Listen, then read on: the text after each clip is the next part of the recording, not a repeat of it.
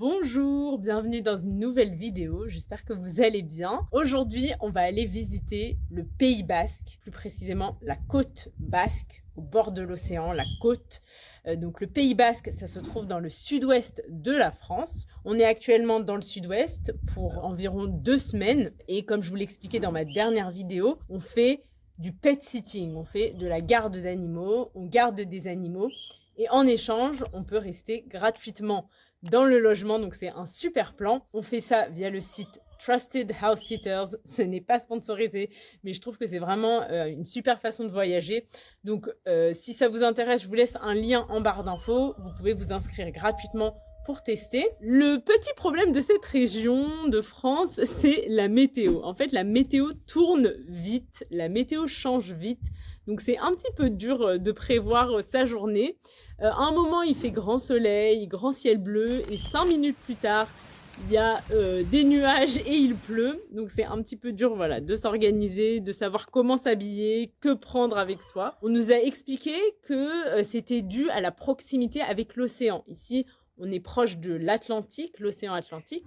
Et en fait, dans l'Atlantique, il y a des marées, marée haute et marée basse. Et en fonction de la marée, le temps change. Donc, il y a beaucoup de changements de température. Dans l'ensemble de ce qu'on nous dit, il fait assez beau, il fait assez doux, il ne fait pas trop froid, mais il pleut beaucoup. Et c'est pour ça que aussi la région est très verte. On s'en rend compte ici. Tout est vert et ça, c'est grâce à la pluie.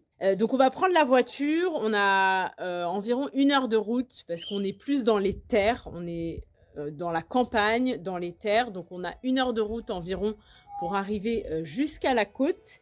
Et on va vous emmener avec nous et vous montrer à quoi ressemble la côte basque.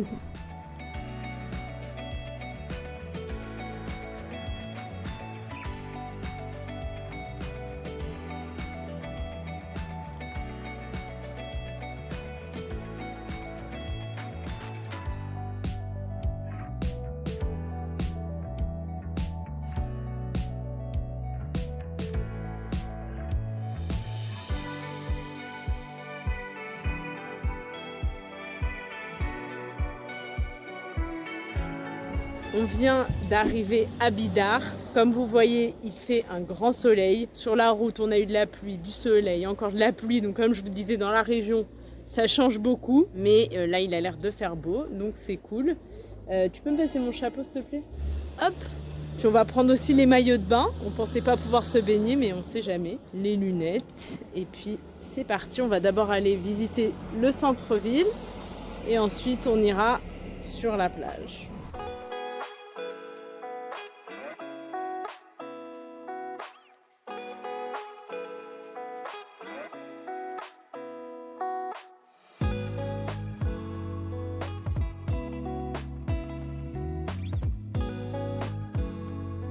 Le centre-ville de Bidart est super joli. Là, on va commencer le sentier du littoral.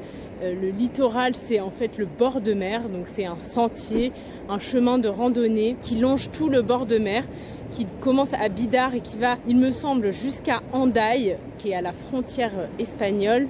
Donc, c'est un sentier qui fait 25 km. Nous, on va pas tout faire aujourd'hui. On va marcher autant qu'on veut et puis on verra, on fera demi-tour.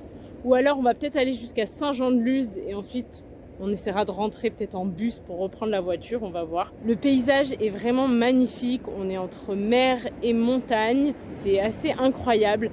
Ici c'est l'océan, il y a des grosses vagues et cette région est connue pour le surf. Il y a beaucoup de surfeurs dans la région. Qu'est-ce que je peux vous dire d'autre? On est ici au Pays Basque, donc ici on parle en plus du français le basque. C'est une région bilingue, donc en fait vous voyez que sur tous les panneaux c'est écrit en français et en basque. Voilà, un petit truc à savoir. Et puis c'est parti du coup pour le sentier du littoral.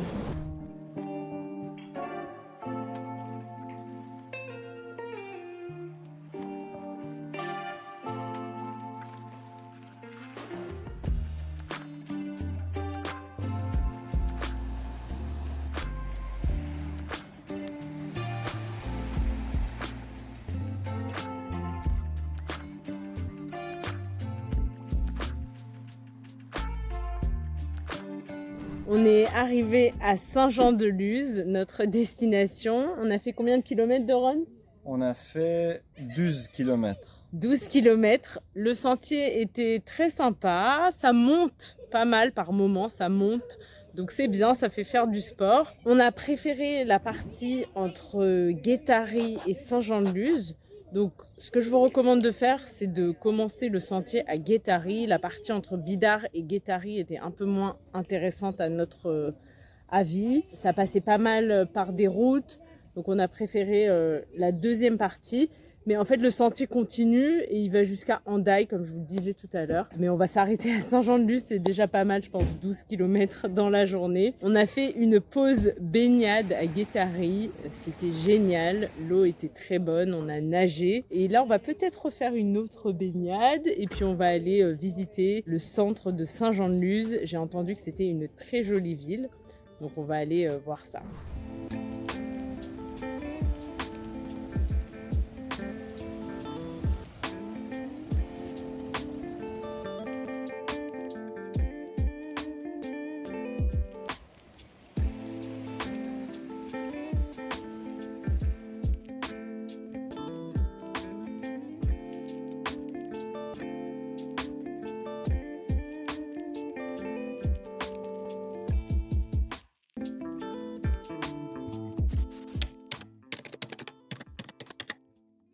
On est le lendemain matin, je vous raconte pas ce qui nous est arrivé hier, on a bien galéré pour rentrer à la maison. On est parti hier de Bidart jusqu'à Saint-Jean-de-Luz, donc on a fait 12 km de marche, ça nous a pris environ 3h30. Et pour rentrer sur Bidart, on pensait prendre un Uber, on a vu que Uber était disponible dans la région, donc on s'est dit bah, très bien, on va prendre un Uber, pas de problème. Donc on arrive à Saint-Jean-de-Luz, il devait être 19h, 19h30 et moi j'avais la dalle, j'avais faim.